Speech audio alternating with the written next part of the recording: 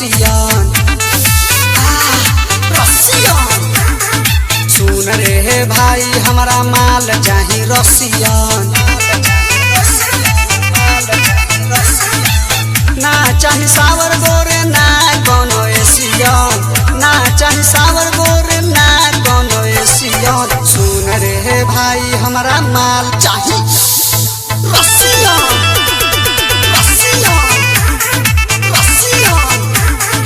सुन रे भाई हमारा माल चाही रसियन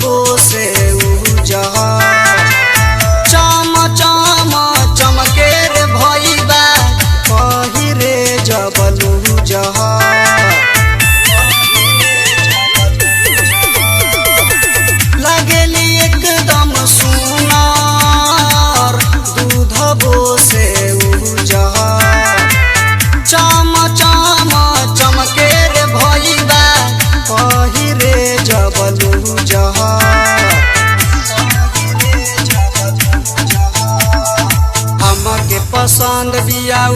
तो विदेशियन सुन रे भाई हमारा माल चाही रसियन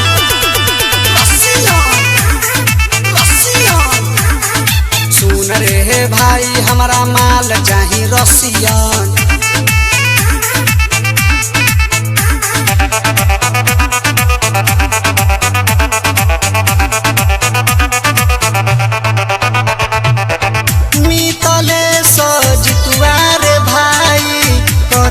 बहुते पसंद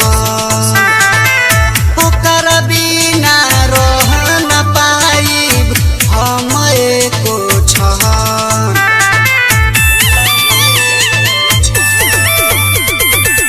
मितले सजितुआर भाई करेला बहुते पसंद ओकर बिना रह न पाइब हम एको छहन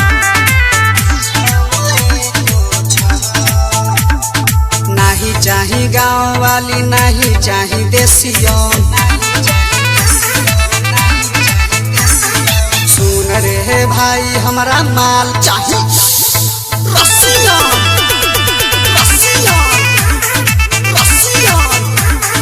सुन रे भाई हमारा माल चाही रसियन। अपना धुन रिकॉर्डिंग स्टूडियो हाजीपुर।